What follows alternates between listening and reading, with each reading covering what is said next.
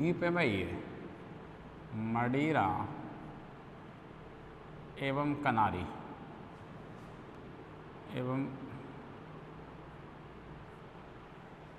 एवं कनारी के में लेस्ट के नाम से जाना जाता है। किस नाम से जाना जाता है? एवं इसको लेस्ट के नाम से जाना जाता है। मदिरा और कनारी द्वीपों पर इसको किस नाम से जाना जाता है? लेस्ट के नाम से। ये रहा देखो, ये तो रहा लेस्ट, ये रहा कनारी और मदिरा, और ये रहा हमारे पास में क्या, यानी हम बात करते हैं लीबिया में, इसको लीबिया में किस नाम से जाता है? गिबली के नाम से। मिस्र में इसको खमसेन के नाम से, और स्पेन में इसको किसके नाम से? लेविश के नाम से जाना जाता है। लेविश के नाम से इसको जाना जाता है। तो ये देखो, ये रहा आपका लेविश और ये रहा आपका लेस्ट। ये रहा इस जगह पर, ये रहा आपका लेस्ट। देखिए आप, इस जगह पर आपका लेस्ट आ रहा। तो ये इसके क्या नाम है? इस पवन के कुछ स्थानीय नाम भी हैं। हम नेक्स्ट पवन की ओर आगे बढ़ते हैं, यानी हमारा नेक्स्ट जो क्रम आ रहा है, उस नेक्स्ट क्रम की यदि हम बात करते हैं तो नेक्स्ट हमारे पास में सिमूम प्रकार की हवा आ रही है। सिमूम,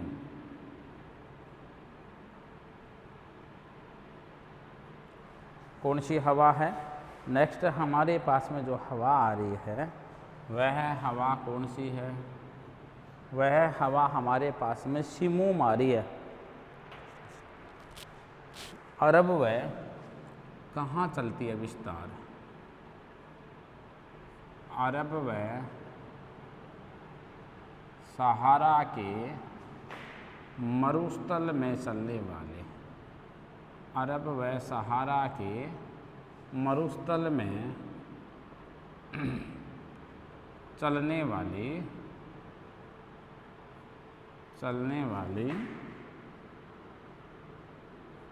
गरम शुष्क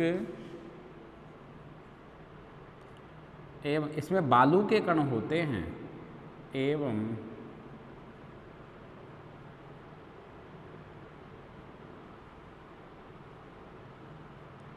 दमघोटू पवन, यानी इसमें बालू के कण होते हैं। तो श्वसन क्रिया में श्वास लेने में समस्या होती है। इस कारण से हमने इसको क्या नाम दिया? हमने इसको दमघोटू का नाम भी दिया है। ठीक है ना। अगली इसकी विशेषता है कि इसमें बालू के कण अधिक होते हैं, और बालू के कण अधिक होने के कारण से ये देखो, ये राशि मोम, ये राशि मोम, यानी बालू के कण अधिक होने के कारण से, बालू के कण अधिक होने के कारण से इस हवा में दृश्यता कम हो जाती है। क्या क्लियर? इस हवा में क्या कम हो जाती है? इस हवा से दृश्यता कम हो जाती है, और एक तो श्वसन क्रिया में समस्या आती है, और एक दृश्यता क्या हो जाती है? एक दृश्यता कम हो जाती है। इस कारण से यह भी एक इस हवा के चलने के बाद में सहारा और अरब के मरुस्थल में क्या है? एक समस्या उत्पन्न करने वाली यह एक पवन है, जिसका स्वभाव कैसा है? इस हवा का जो स्वभाव है वह स्वभाव कैसा है? वह स्वभाव गर्म है। गर्म प्रकार की ये क्या है? यह है गर्म प्रकार की हवा है। ठीक है ना। इस प्रकार की हवा को हम गर्म हवा के नाम से जानते हैं। अगले हमारे पास में जो हवा का प्रकार आ रहा है वह आ रहा है सामल। कौन सी हवा का प्रकार आ रहा है? अगला जो हमारे पास में प्रकार आया हवा का, उसके मैं आपसे बात कर रहा हूँ क्या? सामल प्रकार की हवा होती है यह सामल हवा है। इसके हम आपसे क्षेत्र की बात कर लेते हैं।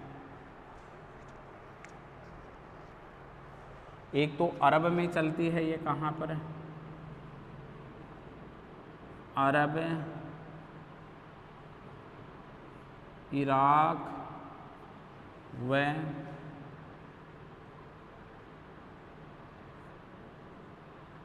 ईरान में चलने वाली, यानी अरब, इराक, ईरान में चलने वाली, एक तो अरब में चलती है, एक इराक में चलती है, एक ईरान में चलती है। ये रहा भाई सामल प्रकार की हवा। ये रहा। देखिए आप यहाँ पर मानचित्र में नोट करिए, अरब, इराक, ईरान में चलने वाली गर्म एवं शुष्क प्रकृति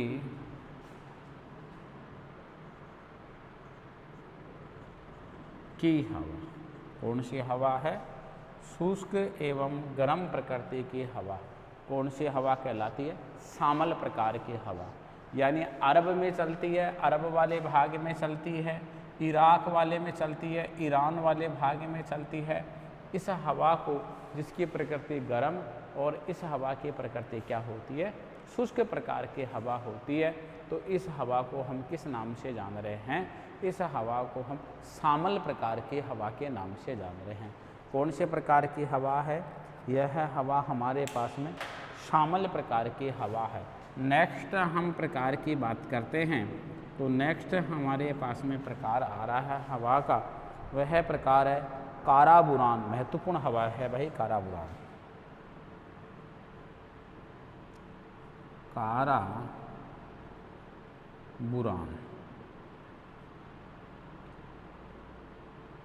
काराबुरान।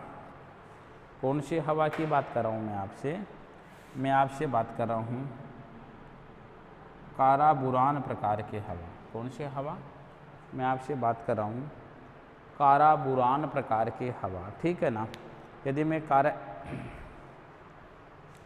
यह मध्य एशिया के तारिम बेसिन में चलने वाले हवा, देखो कितनी महत्वपूर्ण हवा है ये रही। यह मध्य एशिया का जो तारिम बेसिन है ना, वहाँ पर चलने वाली, देखिए मध्य एशिया के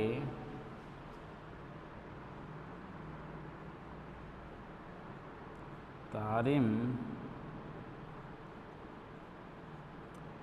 बेसिन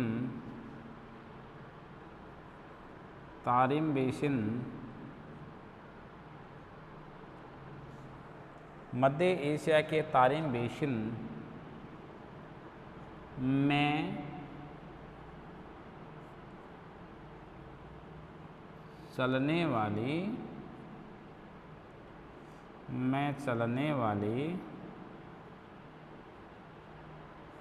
गर्म एवं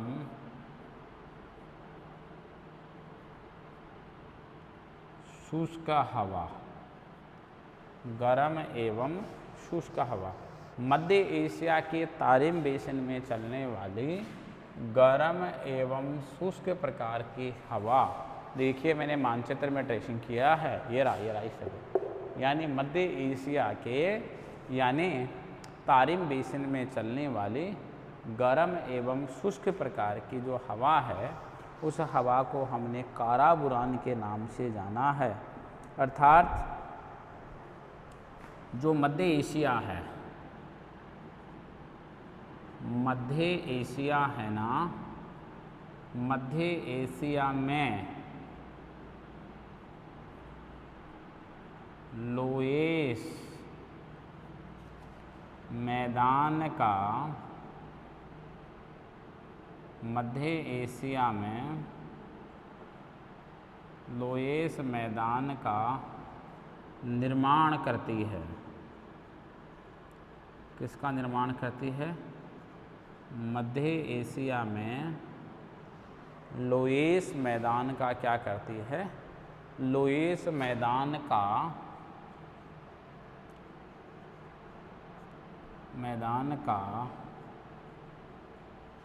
क्या करती है?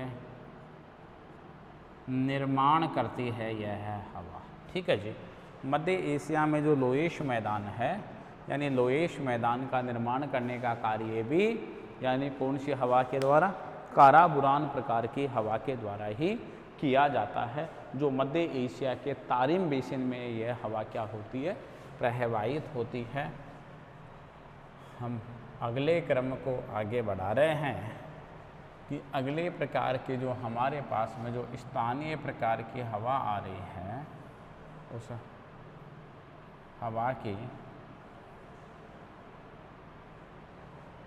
हम आपसे बात कर रहे हैं कि वह किस प्रकार की हवा है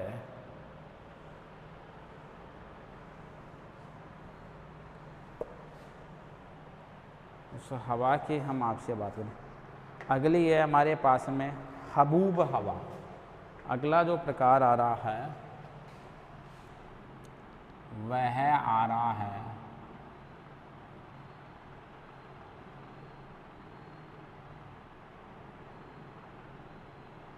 हबूब। कौन सी हवा का प्रकार आ रहा है? हबूब प्रकार की हवा। देखिए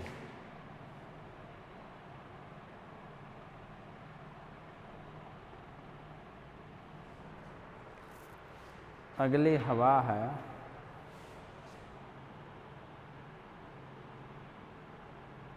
हबूब प्रकार की हवा, ठीक है ना।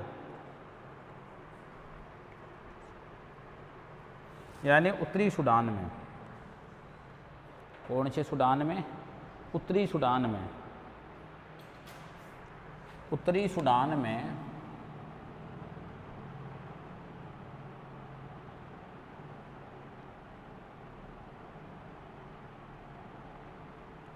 उत्तरी सूडान में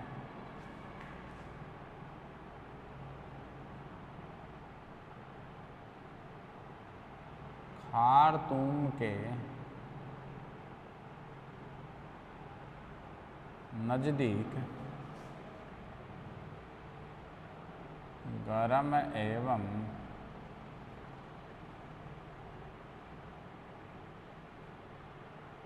शुष्क गर्म एवं शुष्क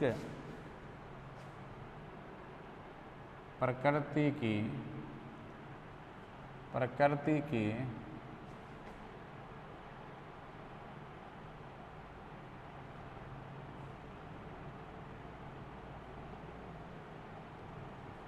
धूल भरी हवा। शुष्क प्रकृति की धूल भरी हवा। कौन सी हवा? शुष्क प्रकृति की धूल भरी हवा, ठीक है ना। यानी उत्तरी सूडान में खार्तूम के नज़दीक। उत्तरी सूडान में खार्तूम के नज़दीक। ये रहा, मैं इस जगह की आपसे बात कर रहा हूँ, इस जगह की। यानी उत्तरी सूडान में खार्तूम के नज़दीक यानी गर्म एवं शुष्क प्रकृति की धूल भरी आंधी। कभी कभी इसमें तड़ित जो झंझा होती है ना, यानी तड़ित झंझा, तड़ित झंझा से वर्षा भी करती है। क्या करती है? तड़ित झंझा से क्या करती है? ये तड़ित झंझा से वर्षा भी करती है। यानी ये रहा हबूब प्रकार की गर्म और शुष्क प्रवृत्ति की हवा जिसमें धूल भरी आंधी चलती है। यह तड़ित झंझा से इसमें क्या हो जाती है? कई बार इससे क्या हो जाती है? कभी कभी वर्षा भी हो जाती है। ये रहा सूडान के आसपास वाले मैं क्षेत्र की बात कर रहा हूँ, जिसकी राजधानी खार्तूम है। इसके आसपास में चलने वाली गर्म और शुष्क प्रवृत्ति की क्या है? गर्म और शुष्क प्रवृत्ति की हवा है। अगली मैं हवा की आपसे बात करूं ब्रिक फिल्टर की, यानी नेक्स्ट प्रकार की जो हवा हमारे पास में आ रही है, यदि मैं आपसे बात करूं, वह आता है हमारे पास में ब्रिक फिल्टर। क्या आ रहा है? वह आ रहा है हमारे पास में ब्रिक फिल्टर। कौन सा फिल्टर आ रहा है? मैं बात कर रहा हूँ ब्रिक फिल्टर की। देखिए, यानी हम ब्रिक फिल्टर प्रकार की हवा की आपसे बात कर रहे हैं। यानी ऑस्ट्रेलिया है ना, उस ऑस्ट्रेलिया के विक्टोरिया प्रांत में अभी हम आएंगे। ये देखो, ये रही इस जगह पर आ रही है, ऑस्ट्रेलिया के विक्टोरिया प्रांत में।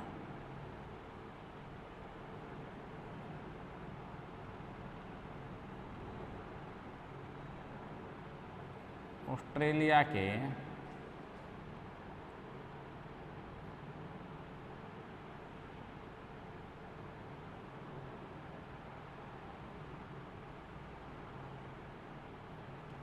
विक्टोरिया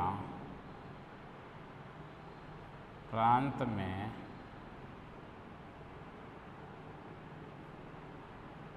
चलने वाली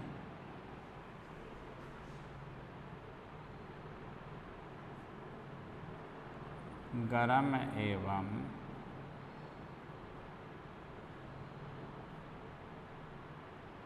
एवं शुष्क हवा, गर्म एवं शुष्क हवा, ठीक है ना। ये रहा देखो, ये आपका विक्टोरिया प्रांत है। इस विक्टोरिया प्रांत में चलने वाली यह है गर्म और शुष्क प्रवृत्ति की हवा है। ऑस्ट्रेलिया महाद्वीप में इस हवा को हमने क्या नाम दिया है? इस हवा को हमने नाम दिया है ब्रिकफील्ड। विक्टोरिया प्रांत में, कौन से प्रांत में? विक्टोरिया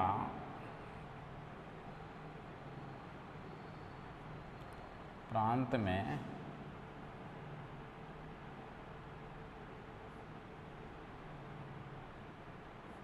चलने वाली गर्म एवं क्या? गर्म एवं शुष्क हवा, यानी ऑस्ट्रेलिया का जो विक्टोरिया प्रांत है उसमें चलने वाली गर्म एवं शुष्क प्रकृति की हवा को हम किस नाम से जानते हैं?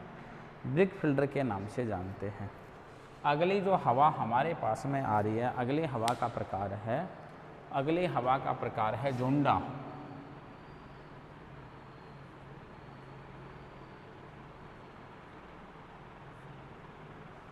अगली जो हवा का प्रकार आ रहा है वह अगली हवा का प्रकार आ रहा है हमारे पास में कौन सी प्रकृति की हवा? अगली हवा आ रही है हमारे पास में जोंडा, यानी जोंडा प्रकृति की हवा। देखिए, हम जोंडा की आपसे बात कर रहे हैं कि जोंडा भी गर्म और शुष्क हवा है। क्या है? अर्जेंटीना में चलने वाली, कहाँ पर? अर्जेंटीना में चलने वाली, यानी अर्जेंटीना में चलने वाली गर्म और शुष्क प्रवृत्ति की हवा है, यानी जोंडा, अर्जेंटीना में।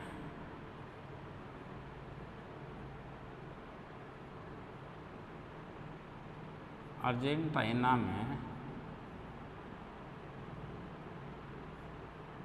चलने वाली, अर्जेंटीना में चलने वाली गर्म एवं शुष्क प्रकृति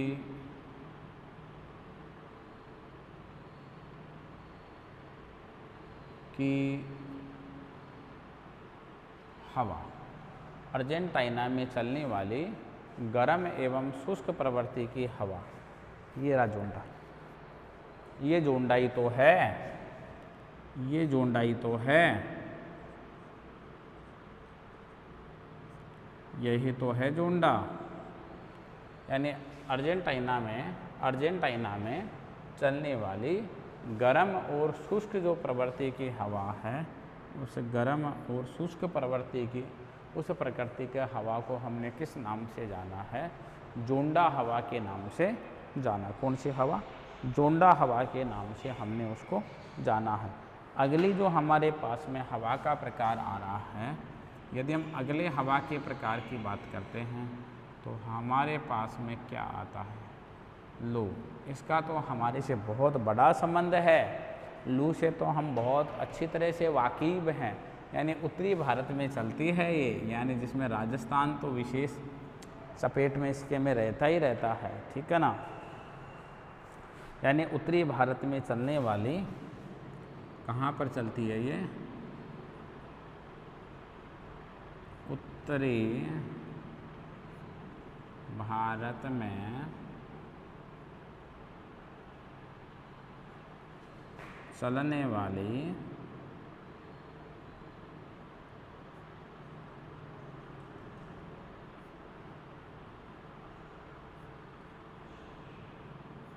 गर्म एवं शुष्क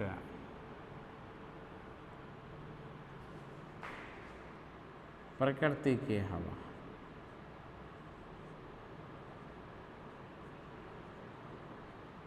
गर्म एवं शुष्क प्रकृति की हवा, गर्म एवं शुष्क प्रवृत्ति की हवा, अर्थात इसी हवा को हम क्या कहते हैं, ताप लहरी भी कहलाती है। यह हवा क्या कहलाती है? इसी हवा को हम किस नाम से जानते हैं? इसी हवा को हम ताप लहरी के नाम से भी जानते हैं। किसके नाम से जानते हैं? इसी हवा को, जो ये लू है, इसी हवा को हम ताप लहरी के नाम से भी जानते हैं। किसके नाम से जानते हैं?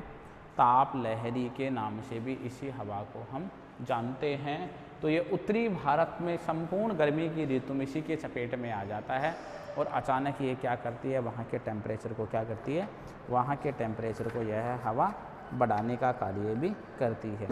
ये हमारे पास में गर्म प्रकृति की हवाएं आई, यानी जो हमारे पास में था ना ए वाला ग्रुप, ये कंप्लीट हो गया। जो महत्वपूर्ण हमारे पास में जो हवाएं थी, उन हवाओं की हमने बात कर ली। अब हम स्थानीय इन्हीं लोकल विंड्स में ही हम आपसे बात करेंगे। कौन सी हवाओं की? हम आपसे इन्हीं लोकल विंड्स में ही अब बात कर रहे हैं। कौन से प्रकार की हवाओं की? अब हम आपसे बात कर रहे हैं उन हवाओं की। कौन सी हवाएं? देखिए, यही जो हवाएं हमारे पास में आ रही हैं, बी प्रकृति की हवाएं, तो बी प्रकृति में हम किसको शामिल करेंगे? शीतल एवं ठंडी हवाओं को। जो हमारे पास में बी आ रहा है, तो इसमें शामिल करेंगे शीतल एवं कौन सी हवाएं?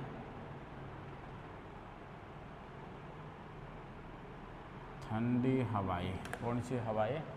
अभी हम इसमें शामिल कर रहे हैं शीतल एवं कौन सी हवाएं? शीतल एवं ठंडी हवाएं। तो हम टॉपिक को आगे बढ़ा रहे हैं। हमारे पास में नेक्स्ट जो क्रम आ रहा है, वह 11 प्रकार की मुख्य हवाएं उधर पड़ी आई। अब हम 12वीं प्रकार की हवा में आ रहे हैं, जो हमारे पास में मिस्ट्रल हवा आ रही है। कौन सी हवा आ रही है? जो ठंडी प्रकृति की है, ध्यान रखना, यानी अब हवाओं का स्वभाव चेंज हो गया है। वो गर्म प्रकार की स्थानीय हवाएं पड़ रहे थे, और अभी हम जो पढ़ने जा रहे हैं वह हवाएं कौन सी हैं? वह हवाएं हैं ठंडी प्रकार की हवाएं। कौन सी हवाएं? हम ठंडी प्रकार की हवाओं की आपसे बात कर रहे हैं। देखिए, हम सबसे पहले आपसे बात कर रहे हैं कि ठंडी प्रकृति की जो मिस्ट्रल प्रकार की हवा है, ये फ्रांस या आल्प्स, यह फ्रांस में आल्प्स पर्वत से भूमध्य सागर की ओर चलती है। यानी यह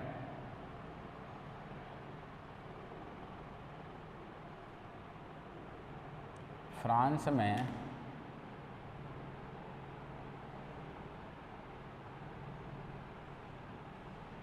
आल्प्स पर्वत से भूमध्य सागर की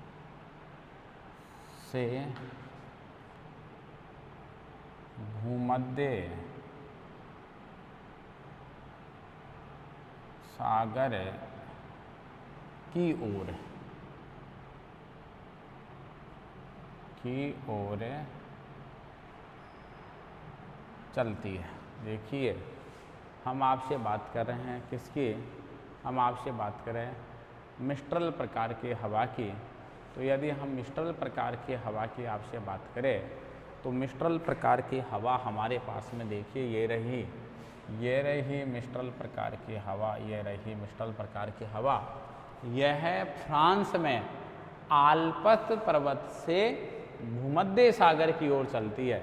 यानी आल्प्स पर्वत से भूमध्य सागर की ओर चलने वाली पवन है, जो ठंडी प्रकृति की है, जो ठंडी और शुष्क प्रवृत्ति की यह हवा है। अर्थात ये किस प्रवृत्ति की हवा है? ठंडी एवं शुष्क प्रकृति की हवा है। ठंडी एवं शुष्क प्रकृति शुष्क प्रकृति की हवा है। कौन सी प्रकृति की है? ठंडी एवं शुष्क प्रकृति की हवा है। इसकी प्रकृति कैसी है? ये ठंडी है और यह है शुष्क प्रकार की हवा है। कौन से प्रकार की हवा है? यह है ठंडी है और ठंडी के साथ साथ यह है शुष्क प्रकृति की हवा। अगली महत्वपूर्ण हवाओं में शामिल होती है बोरा। अगली महत्वपूर्ण हवाओं में शामिल हो रही है हमारे पास में बोरा प्रकार की हवा। कौन से प्रकार की हवा? अगले जो हवाओं में हमारे पास में शामिल है वह है बोरा प्रकार की हवा है। देखिए, हम बोरा हवा की आपसे बात करते हैं कि जो ये ठंडी एवं शुष्क है, ये एड्रियाटिक सागर के पूर्वी तट पर चलती है। कौन से सागर पर चलती है? यह एड्रियाटिक सागर के, यानी इसकी प्रकृति की बात करूं तो ये कैसी है? ठंडी एवं शुष्क प्रकृति की हवा है। ठीक है जी। अगली हवा की यदि मैं आपसे बात करता हूँ तो यह कहाँ चलती है? यह एड्रियाटिक सागर के पूर्वी तट पर चलती है। एड्रियाटिक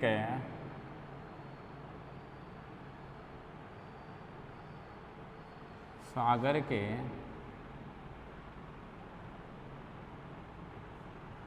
पूर्वी तट पर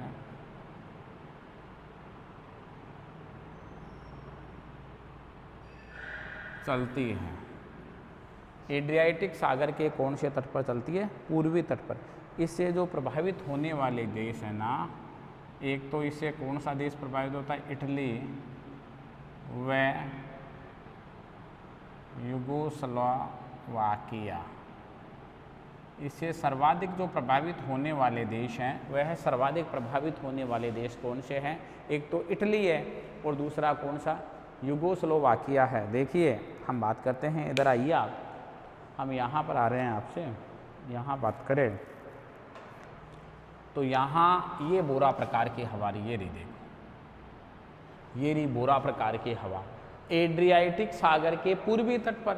तो एड्रियाटिक सागर का ये पूर्वी तट ही तो है। इस एड्रियाटिक सागर के यह पूर्वी तट पर चलने वाली कौन सी है? ठंडी और शुष्क प्रकृति की हवा है। यह इटली और यूगोस्लाविया में मैक्सिमम इसका प्रभाव होता है। कहाँ पर होता है? इसका जो मैक्सिमम प्रभाव होता है ना, वह मैक्सिमम प्रभाव होता है कहाँ पर? इसका एक तो इटली वाले भाग पर होता है और इटली के साथ साथ और इसका मैक्सिमम जो भाग होता है वो कहाँ पर होता है? वह होता है यानी यूगोस्लाविया वाले भाग पर। हम अगले प्रकार की हवा की आपसे बात करते हैं। अगली प्रकार की जो हवा हमारे पास में आ रही है उस हवा की मैं बात करूं, वह है बिलजार्ड। वह हवा कौन सी है? बिलजार्ड हवा। देखिए, मैं अगली हवा की आपसे बात करता हूं तो अगली हवा आती है हमारे पास में कौन सी? बिलजार्ड प्रकार की हवा। ये वास्तव में एक ध्रुवीय पवन है, एक ये पोलर विंड है। बिलजार्ड है ना, वास्तव में एक ध्रुवीय पवन है। कौन सी पवन है? वास्तव में यह एक ध्रुवीय पवन है। ठीक है ना, यानी इस हवा की प्रकृति यह अत्यधिक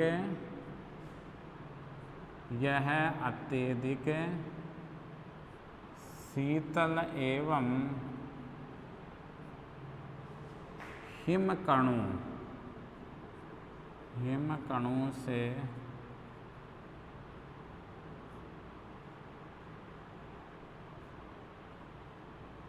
युक्त होती है।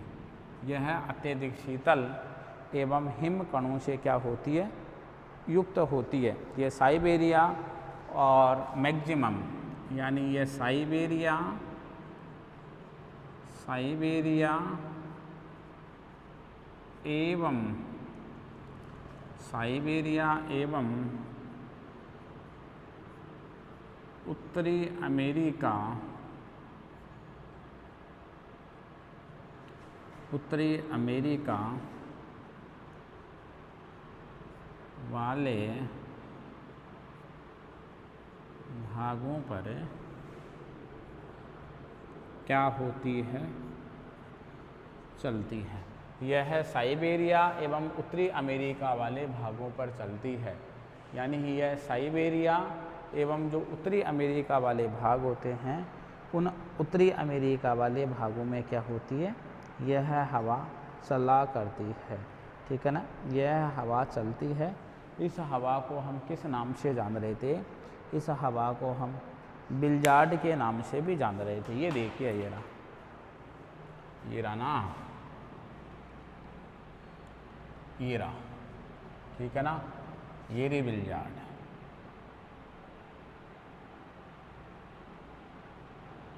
ये रही बिल्जार्ड, ये रहा बिल्जार्ड। साइबेरिया वाले भागों पर, साइबेरिया वाले भागों पर और उत्तरी अमेरिका वाले भागों पर यह हवा चलती है। कौन सी हवा? यानी बिल्जार्ड प्रकार की जो हवा है, यह हवा चला करती है। इसकी प्रकृति शुष्क होती है, ठंडी होती है और ये हिम कणों से युक्त हवा होती है। हम नेक्स्ट हवा की ओर जो स्थानीय पवन है, हम उसकी बात कर रहे हैं प्यारे विद्यार्थियों। वह आती है पेम्पेरो,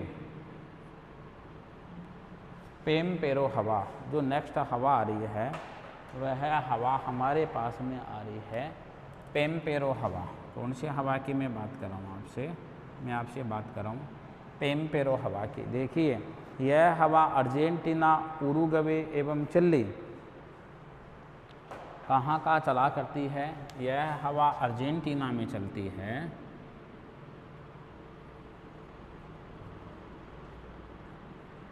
अर्जेंटीना,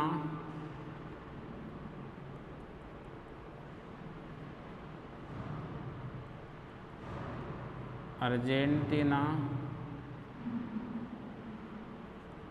उरुग्वे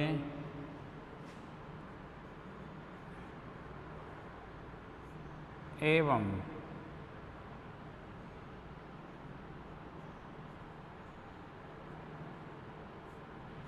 चिली में चलती है।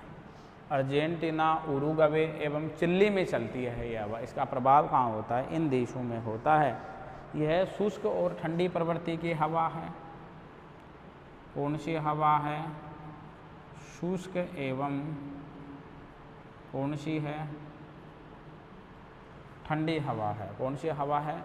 यह एक तो शुष्क है और शुष्क के साथ साथ ये रही ना, ये रही ना पेम्पेरो हवा, ये रही ना पेम्पेरो हवा। यानी अर्जेंटीना, उरुग्वे और चिली में चलने वाली ये ठंडी एवं शुष्क प्रवृत्ति की हवा है, जो दक्षिणी अमेरिका में चला करती है। यह हमारे पास में उत्तरी अमेरिका का भाग, ये दक्षिणी अमेरिका है, यह अफ्रीका है। इसी के साथ साथ मैं आपसे बात करूँ, यह अफ्रीका वाला है, यह यूरोप वाला है, यह एशिया वाला है, यह ऑस्ट्रेलिया वाला भाग है। ठीक है ना, इन भागों की हम आपसे बात करने जा रहे हैं। ठीक है ना, इन भागों की हम मुख्य रूप से आपसे बात कर रहे हैं। इसके अलावा हम बात करते हैं आपसे अगले प्रकार की जो हमारे पास में हवा आ रही है। ये मानिए स्थानीय प्रकार की हवाओं में हमारे पास में वो कौन से प्रकार की हवा है? स्थानीय हवाओं में हमारे पास में वह अंतिम प्रकार की हवाओं में शामिल हो रही है। कौन सी हवाओं में शामिल हो रही है? वह हमारे पास में अंतिम हवाओं में शामिल होने जा रही है। हम उन अंतिम हवाओं की आपसे बात कर लेते हैं। जो हवा हमारे पास में आने, नार्टे हवा। कहाँ कौन सी हवा आती है? नार्टे हवा। देखिए, हम आपसे बात कर रहे हैं नार्टे प्रकार की हवा की। नार्टे प्रकार की हवा की हम आपसे बात कर रहे हैं।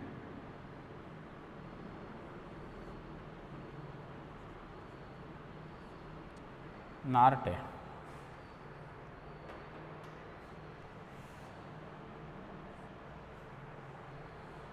नार्टे हवा, इस हवा की मैं बात करूं, यानी संयुक्त राज्य अमेरिका में कहाँ पर प्रवाहित होती है? यूएसए में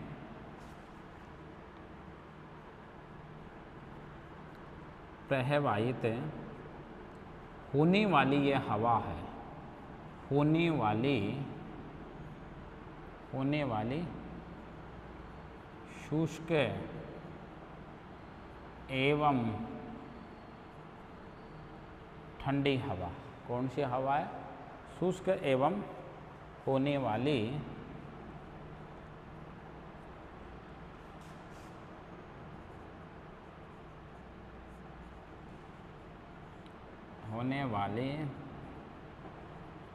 शुष्क एवं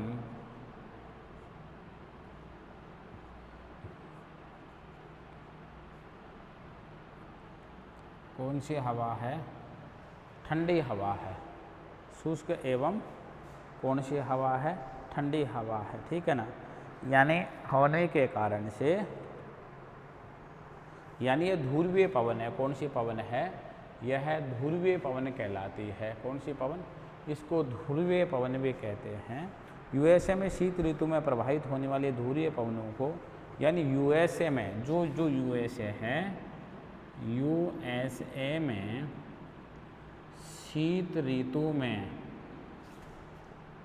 प्रवाहित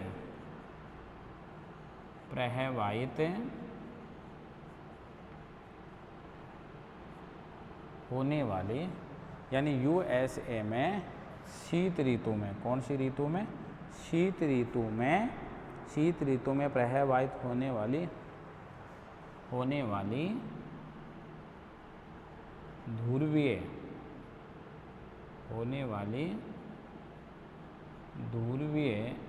पवनों को, कौन सी पवनों को? ध्रुवीय पवनों को नॉर्दर्न या नॉर्दर्न पवन कहते हैं। नॉर्दर्न एवं नॉर्दर्न पवन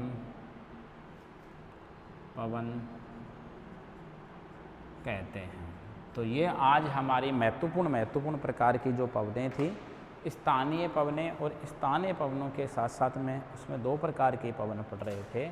एक तो हम पढ़ रहे थे गर्म प्रकृति की पवनें, और एक हम पढ़ रहे थे कौन सी प्रकृति की? एक हम पढ़ रहे थे ठंडी प्रकृति की हवाएं। तो दोनों प्रकृति की जो हवाएं हैं वह मिस्ट्रल हमारे पास में ठंडी हवा है, बोरा महत्वपूर्ण ठंडी हवा है, बिलजार्ड महत्वपूर्ण ठंडी हवा है, पंपेरो महत्वपूर्ण ठंडी हवा है।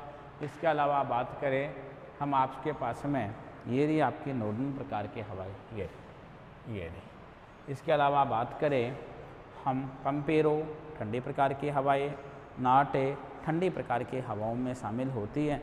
तो महत्वपूर्ण जो हमारे सिलेबस के माध्यम से जितने हमारे पास में महत्वपूर्ण हवाएं थी, उन हवाओं की यदि मैं आपसे बात करूं, तो उन हवाओं में जो हमारे पास में यह इस प्रवृत्ति की जो हवाएं आए हैं, ये देखो विल्ली हवा भी यहीं पर ऑस्ट्रेलिया में चलने वाली हवा है। ये देखो मैं आपसे लू की बात कर रहा था, ये लू वाली है, यह नॉर्वेस्टर हवा है, यानी ये नॉर्वेस्टर प्रकार की हवा है। इसी प्रकार से यदि हम आपसे बात करते हैं, इसी के साथ साथ यानी आपसे ये दक्षिणी अमेरिका की ये फ्राइजेस है, ये नेवाडोस है, यह बिलजार्ड है। इसके अलावा बात करें यह सिस्टन हवा है, यह सिस्टन प्रकार की हवा है, ठीक है ना। यह देखिए ये यहाँ पर हमारे पास में खमशीन, ये रहा हमारे पास में खमशीन हवा, ये रहा खमशीन हवा है, ठीक है ना। तो इस प्रकार से विश्व मानचित्र के माध्यम से हमने आपको जो आपकी स्थानीय पवनें थी, उन स्थानीय पवनों की जो प्रकृति थी, उन प्रकृति के बारे में हमने आप लोगों से जिक्र किया है कि ये जो स्थानीय प्रवृत्ति की हवाएं हैं, ये कौन कौन से भागों में किस प्रकार से प्रवाहित होती हैं। प्रत्येक महत्वपूर्ण हवा को हमने डायग्राम के माध्यम से आपके पास में मेंशन किया, और डायग्राम के माध्यम से हम आगे बढ़े हैं। इसी प्रकार से हमारा जो पवन तंत्र था और जो वायु दाब वाला टॉपिक था, ये लगभग हमारा कंप्लीट हो रहा है। अभी हम भारतीय मानसून के बारे में जो मानसूनी प्रकार की हवाएं हैं उन हवाओं की भी हम आपसे क्या कर लेते हैं, बात कर लेते हैं। छोटा सा टॉपिक है वो, ठीक है। हमारे पास में जो मौसमी पवनें थी, उन मौसमी पवनों के संदर्भ में जो हम आपसे बात कर रहे थे वह मौसमी पवनों के संदर्भ में जो भारतीय मानसून की विचारधारा थी, हम उस विचारधारा की आपसे बात कर लेते हैं कि जो मौसमी पवनें हैं उनमें हम पढ़ रहे थे, यानी सामयिक पवनें जो हमारे पास में आई थी उनमें मौसमी पवनें पढ़ रहे थे, यानी जल समीर और स्थल समीर की हमने बात कर ही ली पिछली कक्षा में। इसी के साथ साथ यदि हम आपसे बात करते हैं तो आगे जो हमारा टॉपिक आपसे आ रहा है, यदि उस टॉपिक की मैं आपसे बात करूं तो हमारे पास में आ रहा है घाटी समीर एवं पर्वत समीर की हमने आपसे बात कर ली।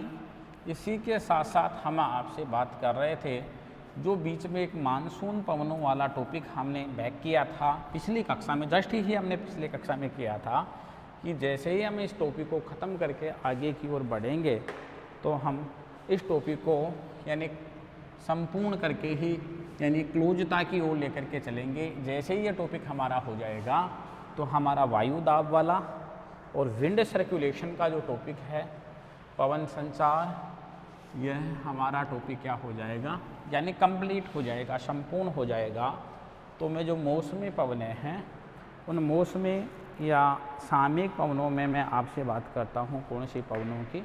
मैं आपसे मानसूनी पवनों की बात करता हूँ कि यह जो मानसूनी पवनें हमारे पास में आ रही हैं, इन मानसूनी पवनों का किस प्रकार से हमारे पास योगदान होता है, मैं उसी योगदान की आपसे बात कर रहा हूँ। प्यारे विद्यार्थियों, देखिए आप कौन सी पवनों को मानसूनी पवनें कहेंगे, किस प्रकार की पवनें मानसूनी पवनें कहलाती हैं, उसकी हम बात कर लेते हैं।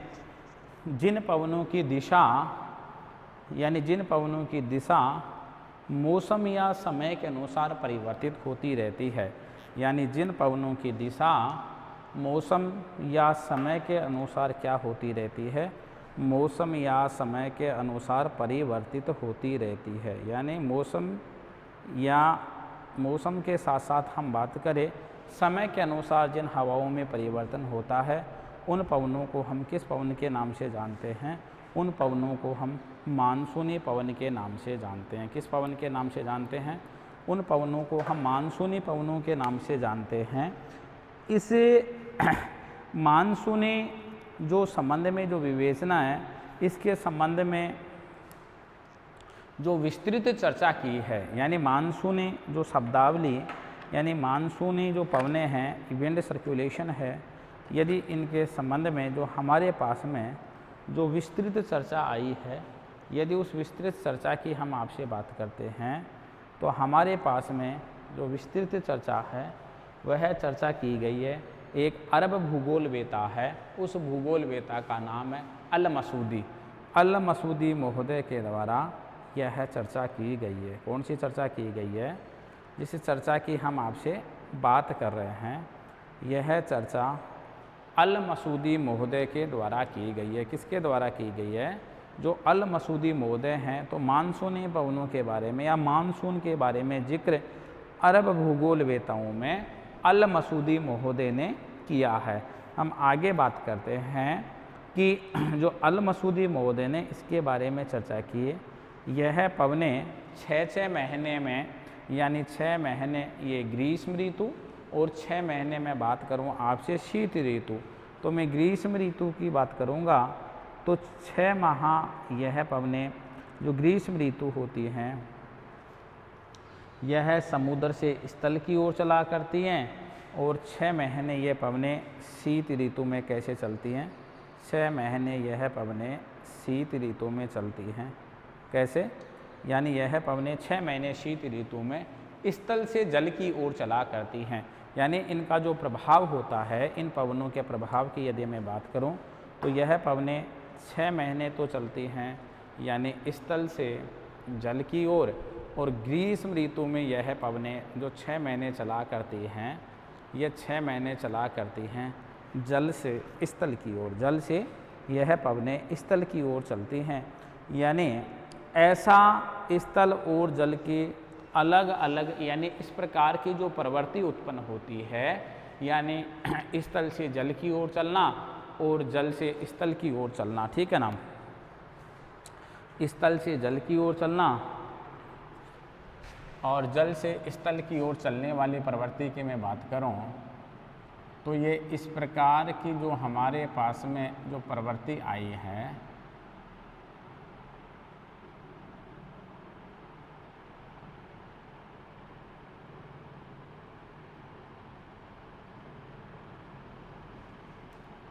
इस प्रकार की जो प्रवृत्ति हमारे पास में आई है, इस प्रकार की यदि प्रवृत्ति की हम आपसे बात करते हैं तो यह प्रवृत्ति यानी जो हमारे पास में आ रही है, यह प्रवृत्ति क्यों आ रही है, ये स्थल और जल के गर्म होने की अलग अलग प्रवृत्ति के कारण से है।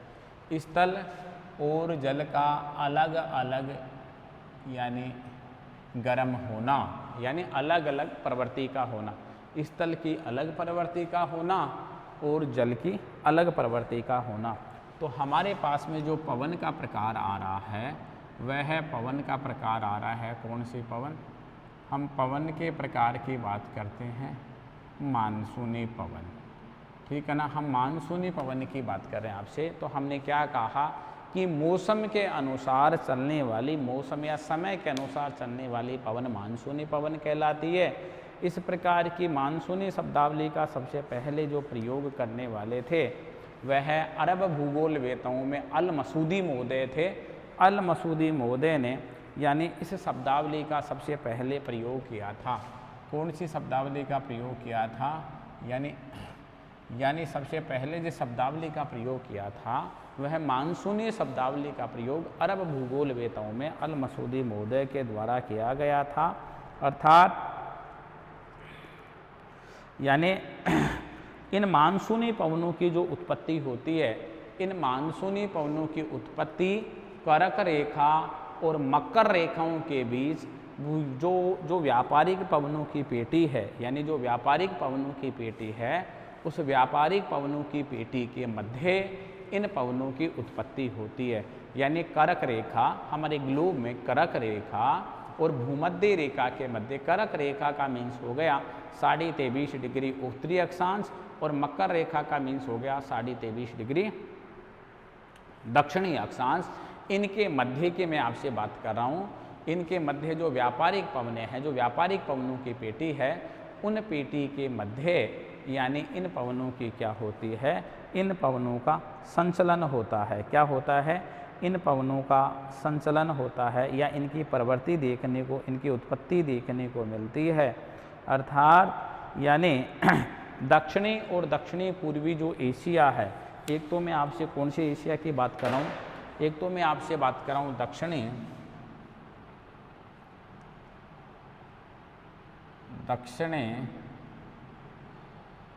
एवं दक्षिणी पूर्वी, दक्षिणी पूर्वी एशिया में मानसूनी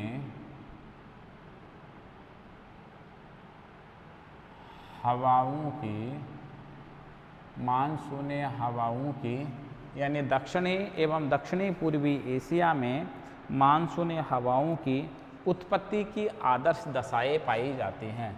हवाओं की उत्पत्ति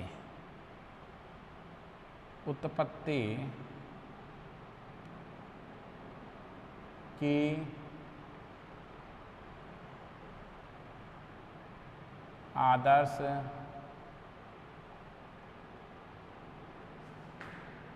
दशाएं पाई जाती हैं, यानी आदर्श दशाएं पाई जाती हैं। दक्षिणी एवं दक्षिणी पूर्वी जो भाग है, यदि में दक्षिणी और एवं दक्षिणी पूर्वी एशिया में मानसूनी हवाओं की उत्पत्ति की आदर्श दशाएं पाई जाती हैं।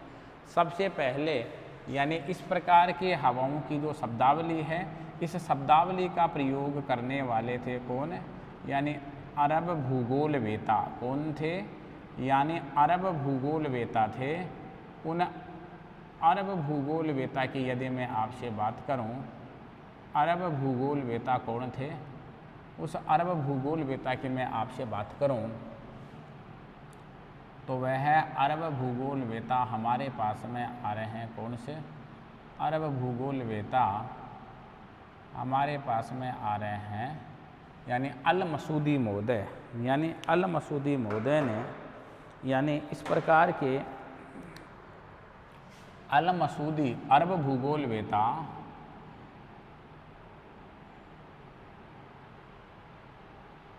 अल मसूदी द्वारा मानसूनी जो हवाएं हैं, यानी इन मानसूनी हवाओं की प्रवृत्ति को देखा गया था, यानी अरब भूगोलवेताओं में। अब हम बात करते हैं भारतीय मानसून के संदर्भ में मानसूनी हवाएं, यानी भारतीय मानसून के संदर्भ में हम बात करते हैं अरब भूगोलवेताओं में अल मसूदी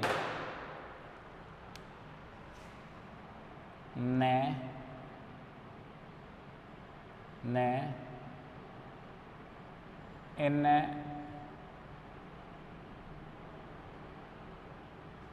हवाओं की प्रवृत्ति का अध्ययन किया।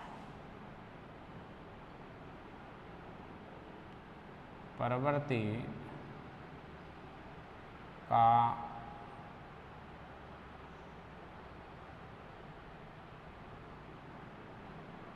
अध्ययन किया। ठीक है ना, कि प्रवृत्ति का अध्ययन किया। अब मैं बात करता हूँ मानसूनी हवाएं भारतीय मानसून के संदर्भ में। हम बात कर रहे हैं आपसे भारतीय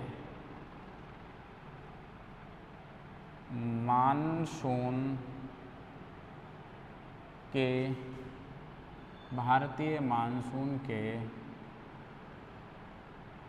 संदर्भ में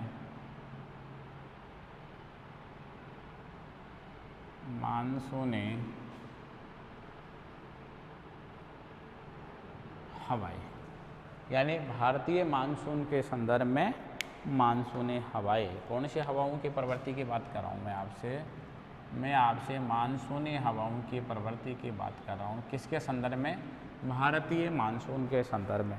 हम यदि भारतीय मानसून के संदर्भ में यदि हम मानसूनी हवाओं की प्रवृत्ति की बात करते हैं कि मानसूनी हवाओं की प्रवृत्ति क्या है, भारतीय जो मानसून है, इस भारतीय मानसून के संदर्भ में, तो भारत में जो मानसून है वो भारत में मानसून दो प्रकार से आता है। एक गर्मी की ऋतु में आने वाला ग्रीष्मकालीन मानसून, दूसरा सर्दी की ऋतु में आने वाला शीतकालीन मानसून। एक तो गर्मी की ऋतु में आने वाला ग्रीष्मकालीन मानसून है और दूसरा सर्दी की ऋतु में आने वाला कौन सा मानसून है? हमारे पास में शीतकालीन मानसून है। कौन सा मानसून है? शीतकालीन मानसून है। तो हम आपसे बात करें कुछ मोटे मोटे फैक्ट ग्रीष्मकालीन मानसून के। कौन से मानसून की हम आपसे बात कर ले? कौन सा मानसून? ग्रीष्मकालीन मानसून। कौन से मानसून की बात कर रहे हैं हम आपसे बात करते हैं ग्रीष्मकालीन मानसून की। कौन से मानसून की प्रवृत्ति की बात कर रहे हैं? हम आपसे बात करते हैं ग्रीष्मकालीन मानसून की। कौन सा मानसून है? हम ग्रीष्मकालीन मानसून की आपसे बात कर रहे हैं। देखिए, यानी मानसून की जो प्रचलित अवधारणा है, यदि मानसून की हम प्रचलित अवधारणा की बात करें तो मानसून की प्रचलित अवधारणा के अनुसार पश्चिम व उत्तर भारत में, कौन से भारत में? जो हमारा पश्चिम व उत्तर भारत है, इस पश्चिम व उत्तर भारत में यानी न्यून वायु दाब का क्षेत्र स्थापित हो जाता है। जो मानसून की जो प्रचलित अवधारणा है, यदि मानसून की हम प्रचलित अवधारणा की आपसे बात करते हैं तो हमारा पश्चिम और जो उत्तर वाला भाग है भारत का, इस वाले भाग में यानी न्यून वायु दाब का केंद्र स्थापित हो जाता है। इसका मतलब हम गर्मी की ऋतु की बात कर रहे हैं, स्थल वाले भाग की बात कर रहे हैं हम आपसे। जब स्थल वाले भाग की बात कर रहे हैं, ग्रीष्म ऋतु की हम आपसे बात कर रहे हैं, तो ग्रीष्म ऋतु में क्या होता है कि वहाँ पर न्यून वायु दाब का क्षेत्र स्थापित हो जाता है। इसका मीन्स आप इसमें अपोजिट संबंध स्थापित करिए। इसका मतलब न्यून वायु दाब है तो तापमान अधिक पाया जाता है। तापमान क्या पाया जाता है? यहाँ पर तापमान अधिक पाया जाता है। जहाँ पर न्यून दाब की प्रवृत्ति दिखाई दे रही है पश्चिम उत्तर भारत में, तो यहाँ पर तापमान की प्रवृत्ति क्या पाई जाती है? यहाँ पर तापमान की प्रवृत्ति अधिक पाई जाती है। क्या पाई जाती है? अधिक पाई जाती है, ठीक है ना। इसी के साथ साथ यदि हम बात करते हैं कहाँ पर, यानी हम आपसे बात करें कि भारत और पाकिस्तान वाले क्षेत्र में न्यून वायु दाब का केंद्र स्थापित हो जाता है। क्या? ग्रीष्म ऋतु में भारत और पाकिस्तान वाले पश्चिमोत्तर भारत में, यानी भारत और पाकिस्तान वाले भाग की तरफ न्यून वायु दाब का क्षेत्र क्या हो जाता है? न्यून वायु दाब का क्षेत्र स्थापित हो जाता है। जब न्यून वायु दाब का क्षेत्र स्थापित हो जाता है तो उसके विपरीत हमें दूसरी ओर बात करके चले, जहाँ पर हमारे पास में हिंद महासागर आता है। हिंद महासागर के साथ साथ आपका अरब सागर आता है, और इसी के साथ साथ यदि हम बात करें ऑस्ट्रेलिया वाला भाग, यानी ऑस्ट्रेलिया वाला भाग की हम बात करें, हिंद महासागर, अरब सागर और ऑस्ट्रेलिया वाला भाग में उस उत्तर भारत की तुलना में अपोजिट हम चलते हैं, यानी हम उसके विपरीत विचारधारा की ओर लेकर के चलते हैं, तो यहाँ पर उच्च वायु दाब का केंद्र स्थापित हो जाता है। क्या हो जाता है? यहाँ पर उच्च वायु दाब का केंद्र स्थापित हो जाता है। जब यहाँ पर उच्च वायु दाब का केंद्र स्थापित हो जाता है, और वो भी महासागरीय भाग पर उच्च वायु दाब का केंद्र स्थापित हो रहा है, जब महासागरीय भाग पर उच्च वायु दाब का केंद्र स्थापित हो रहा है तो हवा प्रवाह होने की प्रवृत्ति क्या है? हवा प्रवाह होने की प्रवृत्ति है, यानी HP से LP की ओर, हाई प्रेशर से लो प्रेशर की ओर, यानी उच्च दाब से निम्न दाब की ओर। तो हवा बहने की प्रवृत्ति क्या है? हवा बहने की प्रवृत्ति है हमारे पास में क्या? हवाएं जो प्रवाहित होती हैं तो उच्च वायु दाब से, कहाँ से? उच्च जो वायु दाब है, इस उच्च वायु दाब से हवाएं कैसे प्रभावित हो रही हैं? यानी निम्न वायु दाब की ओर। कैसे हो रही हैं? निम्न वायु दाब की ओर हवाएं क्या हो रही हैं? हवाएं प्रवाहित होती हैं। जब हम ऐसा कहना चाह रहे हैं कि ग्रीष्म काल में अर्थात मैं आपसे बात करूं कि ग्रीष्म काल में क्या हो रहा है, यानी ग्रीष्म काल में महासागरों पर तो क्या बन रहा है? अर्थात क्या बन रहा है? उच्च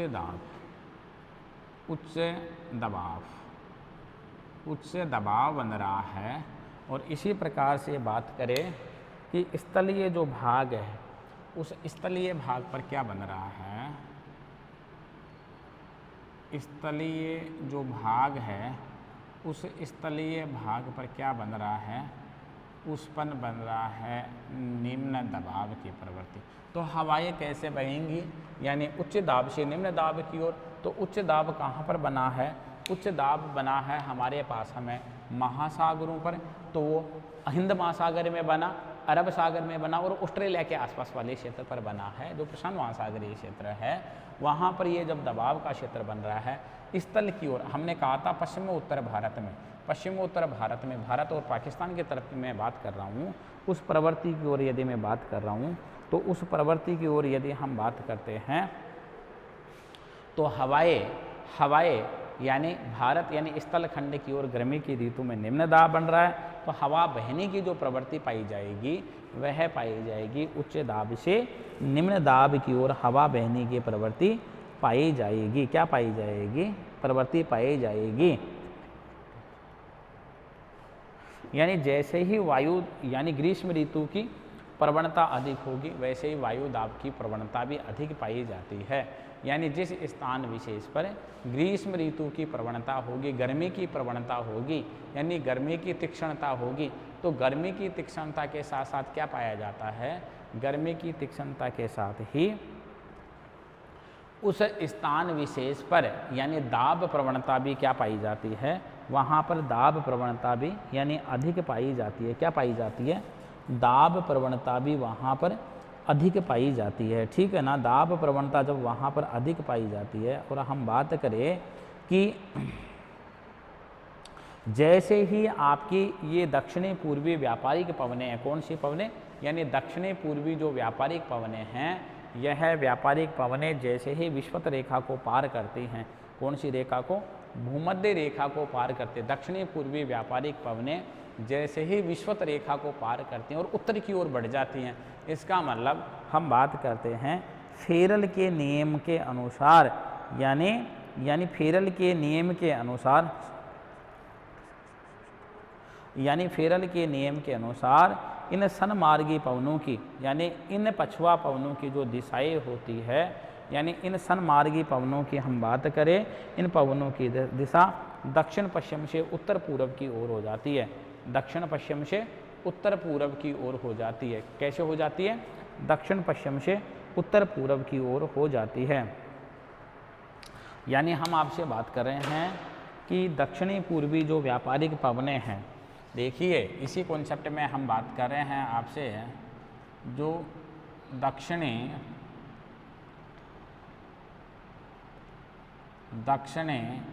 पूर्वी जो व्यापारिक पवनें हैं, दक्षिणी पूर्वी व्यापारिक पवनें विषुवत रेखा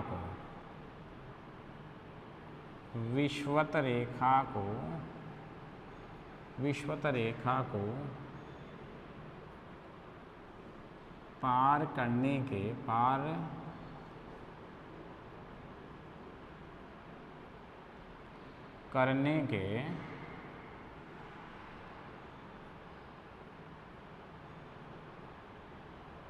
पश्चात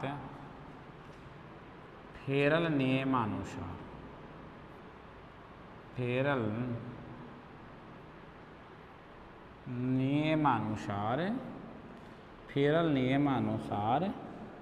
यानी जो फेरल का नियम है, मैं उसकी बात कर रहा हूँ, फेरल के नियम अनुसार यह हवाएं दक्षिण पश्चिम से उत्तर पूर्व की ओर,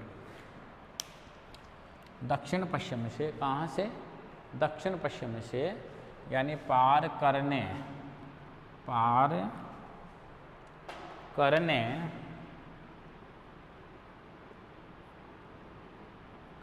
के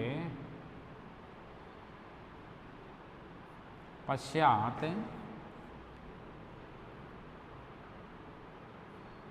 फेरल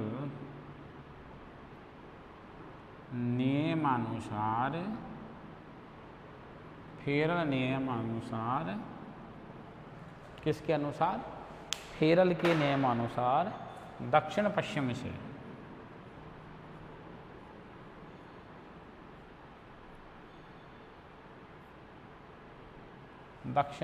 से कहाँ से हम आपसे बात कर रहे हैं, दक्षिण पश्चिम से दक्षिण पश्चिम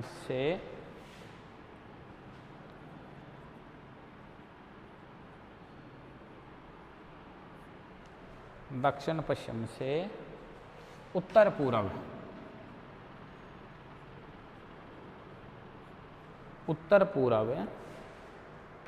दक्षिण पश्चिम से उत्तर पूर्व की ओर हो जाती है, उत्तर पूर्व की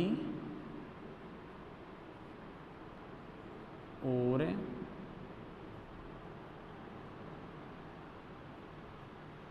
हो जाती है। क्या हो जाते हैं, दक्षिण पश्चिम से उत्तर पूर्व, जैसे ही ये दक्षिणी पूर्वी व्यापारिक पवनें हैं, ये विषुवत रेखा को पार करती हैं, विषुवत रेखा को पार करने के पश्चात फेरल के नियमानुसार ये दक्षिण पश्चिम से उत्तर पूर्व की ओर, दक्षिण पश्चिम से उत्तर पूर्व की ओर ये क्या हो जाती हैं, ये हो जाती हैं।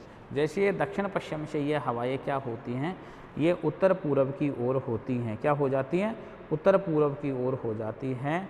तो सूर्य के उत्तरायण होने के कारण से, यानी सूर्य क्या होता है, ग्रीष्म ऋतु में उत्तरायण तो होता है, कर्क रेखा पर सीधा चमक रहा होता है। जब सूर्य कर्क रेखा पर सीधा चमक रहा होता है तो हमने शांत क्षेत्र पढ़ा था ना, जहाँ पर हवाएं एकदम क्षैतिज हवाएं नहीं चलती हैं, क्षैतिज हवाएं क्या हो जाती हैं, क्षैतिज हवाएं वहाँ पर चलना बंद हो जाती हैं। हम उन क्षैतिज हवाओं की तो आपसे बात कर रहे थे। जब वहाँ पर क्षैतिज हवाएं चलना बंद हो जाती हैं तो डोल ड्रम का क्या हो जाता है, डोल ड्रम उत्तर की ओर खिसक आती है, क्या हो जाती है, यानी डोल ड्रम उत्तर की ओर खिसक जाती है। क्या क्या हो जाता है, जब डोल ड्रम का उत्तर की ओर, यानी शांत क्षेत्र का उत्तर की ओर, जब वहाँ पर क्षैतिज हवाओं का संचलन ही नहीं होता है और सूर्य के उत्तरायण होने के कारण से जो शांत वाला क्षेत्र, जो डोल ड्रम वाला क्षेत्र है, वह डोल ड्रम वाला क्षेत्र क्या हो जाता है, यानी उत्तर की ओर किसका हो जाता है। यानी देखिए, यानी मानसूनी जो पवनें हैं, जिनमें मानसूनी पवनों की, यानी भारतीय उपमहाद्वीप की ओर जो मानसूनी पवनें अग्रसर हो रही हैं, यानी भारतीय प्रायद्वीप की ओर, यानी इंडियन पेनिसुला की ओर, यानी इंडियन पेनिसुला की ओर जो पवनें यानी भारतीय उपमहाद्वीप की ओर प्रवाहित हो रही हैं, जो पवनें यानी उत्तर की ओर क्या हो रही हैं, जो पवनें उत्तर की ओर प्रवाहित हो रही हैं, तो उत्तर की ओर प्रवाहित होने के कारण, अग्रसर होने के कारण से, यानी ये मानसूनी हवाएं प्रायद्वीपीय भारत के आकार के कारण से दो शाखाओं में विभाजित हो जाती हैं। कितने शाखाओं में विभाजित हो जाती हैं, ये पवनें मुख्य रूप से कितने शाखाओं में विभाजित हो जाती हैं, यानी ये पवनें भारतीय प्रायद्वीपीय भारत के कारण से, कौन से भारत के कारण से, प्रायद्वीपीय जो भारत है, इस प्रायद्वीपीय भारत के कारण यह मानसून दो शाखाओं में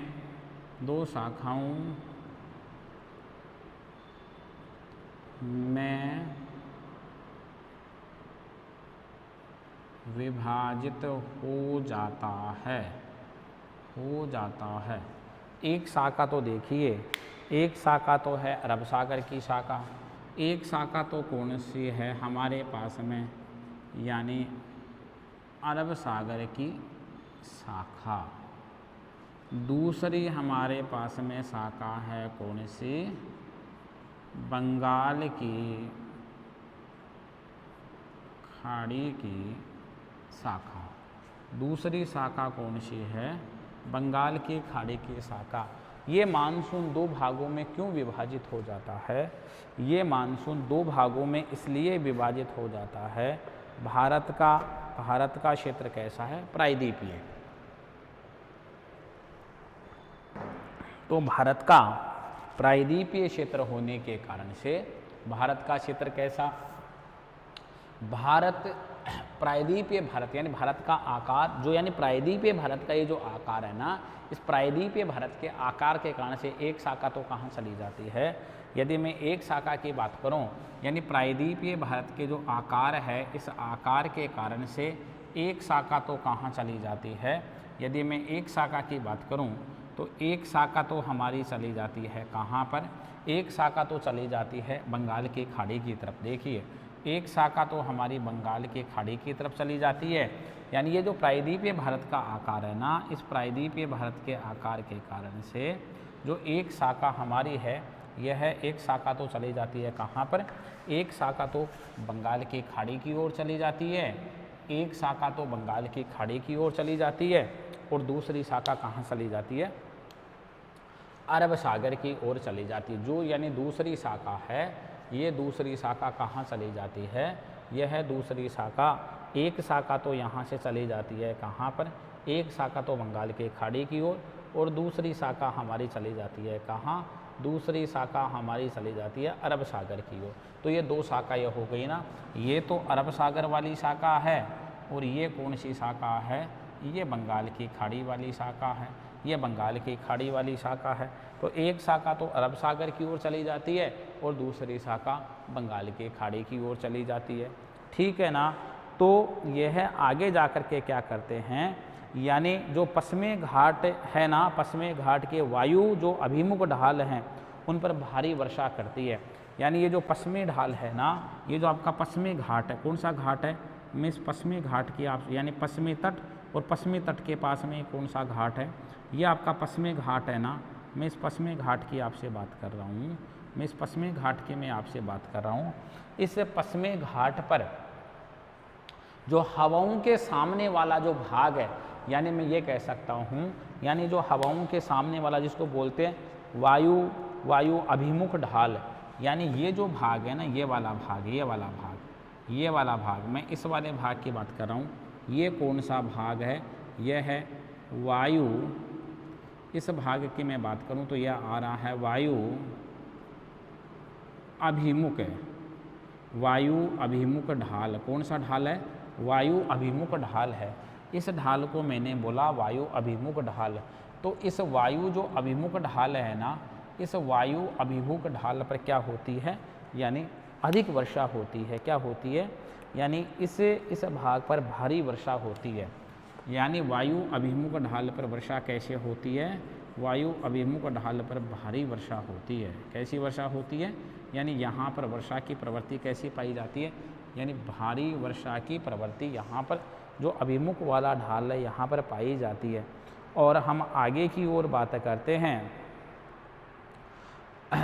और जो यदि हम बात करें पश्चिमी घाट का, जहाँ पर हवाएं अवतलित होती हैं, हवाओं का सब्सिडेंस होता है, हवाएं नीचे उतरती हैं, मैं इस वाले भाग की बात कर रहा हूँ। तो यदि मैं इस वाले भाग की आपसे बात करूँ तो ये तो कहलाया वायु अभिमुख ढाल। और इस पश्चिमी घाट का ये जो अंदर वाला भाग है, मैं इस वाले भाग की आपसे बात करूं, ये वाला भाग कहलाता है वायु विमुख ढाल। कौन सा ढाल कहलाता है, ये कहलाता है वायु, यानी वायु विमुख ढाल। कौन सा ढाल, यह कहलाता है वायु विमुख ढाल। मैं इसकी बात कर रहा हूँ वायु विमुख ढाल की। तो ये वायु विमुख ढाल कहलाता है। यहाँ पर तो पाई जाती है यानी वृष्टि छाया, यानी वहाँ पर तो पाया जाता है हमारे पास में क्या, वृष्टि छाया प्रदेश पाया जाता है। यानी वो तो रेड शेनो यानी रेन शेडो एरिया है। ये वाले में क्षेत्र की बात करूँ तो ये वाला क्षेत्र तो हमारे पास में कौन सा एरिया है, ये तो रेड शेडो एरिया है।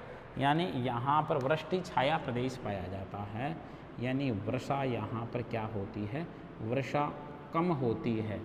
वृष्टि छाया प्रदेश है ये। कौन सा प्रदेश है, यह है वृष्टि छाया प्रदेश है। कौन सा प्रदेश है, इस प्रदेश को हम कहते हैं वृष्टि छाया प्रदेश। कौन सा प्रदेश कहते हैं, यानी प्रायद्वीपीय भारत में मानसूनी शाखाएँ, यानी मानसूनी शाखाओं मानसूनी दो शाखाओं में, यह है मानसून, यह है मानसून कितने शाखाओं में विभाजित होता जाता है, यह है मानसून दो शाखाओं में विभाजित हो जाता है। एक बंगाल की खाड़ी की शाखा, दूसरे अरब सागर की शाखा है।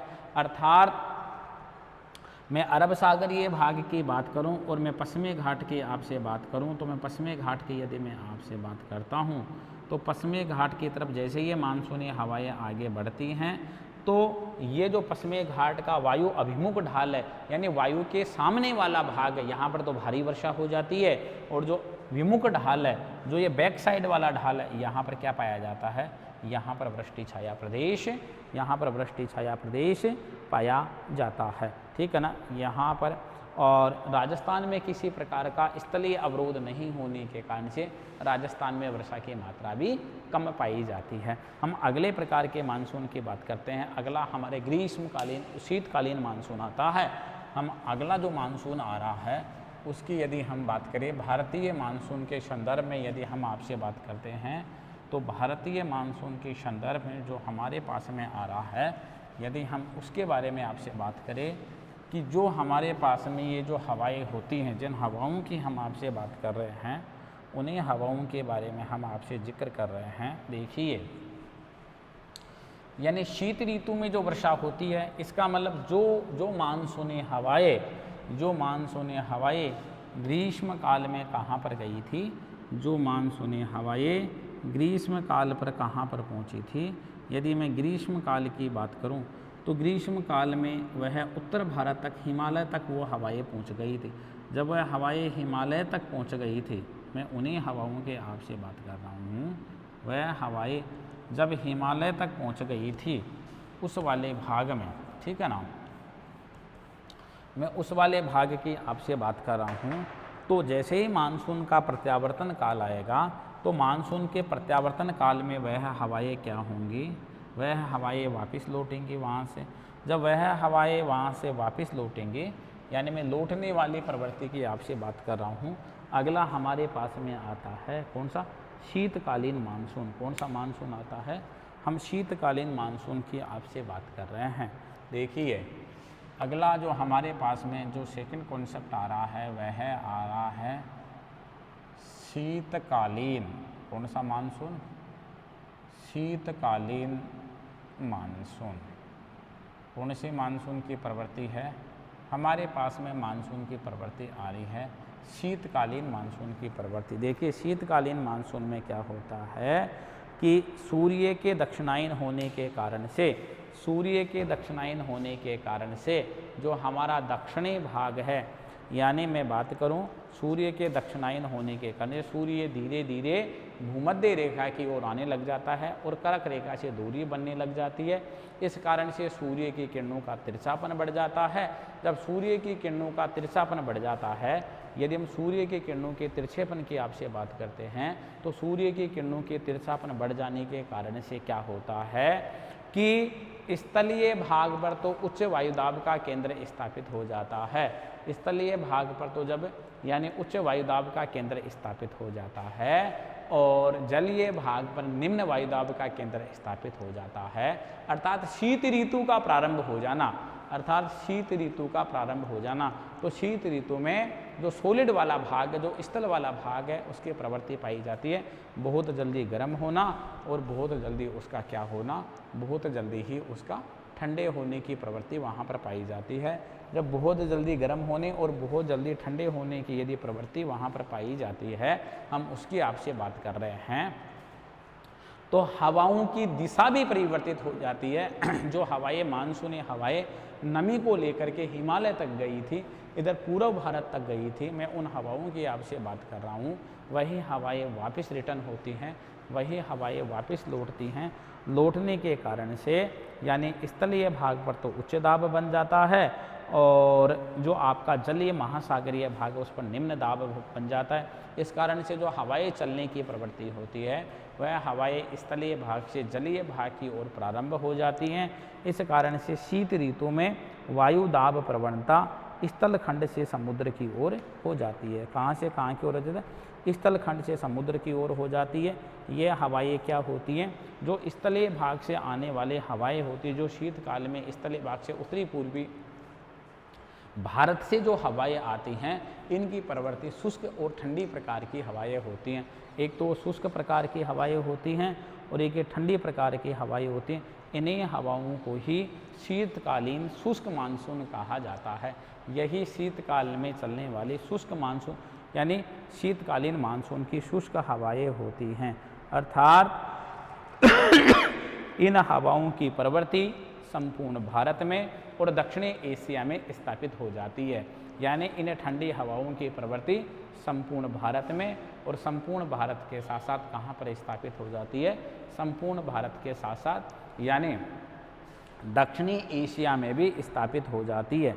कहाँ पर स्थापित हो जाती है, दक्षिणी एशिया में भी स्थापित हो जाती है। जब शीत ऋतु में सभी वायुदाब पवन पेटियों के दक्षिण की ओर विस्थापित हो जाने के कारण से, जब यानी हम बात कर रहे हैं आपसे जो शीत ऋतु होती है, इस शीत ऋतु में जो वायुदाब और जो पवन पेटियां हैं, वो पवन पेटियां दक्षिण की ओर विस्थापित हो जाती हैं। दक्षिण की ओर यानी वो उनका खिसकाव प्रारंभ हो जाता है या वो उनमें खिसकाव होने लग जाता है। यानी इसके खिसकाव हो जाने से डोलड्रम भी जो यानी शांत वाला क्षेत्र है, वो डोलड्रम भी कहाँ खिसक जाता है, डोलड्रम का किसका भी दक्षिण की ओर, यानी डोलड्रम का किसका भी कौन से भारत की ओर, प्रायद्वीपीय भारत की ओर दक्षिण की ओर डोलड्रम का किसका भी होने लग जाता है। कहाँ, डोलड्रम का किसका भी दक्षिण की ओर जब हो जाता है डोलड्रम, तो हम ये कह सकते हैं शीतकालीन यानी मानसून आंशिक रूप से व्यापारिक पवन से मिल जाता है। यानी जो शीतकालीन मानसून होता है ना, शीतकालीन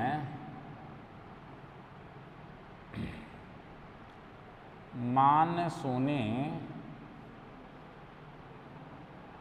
हवाएं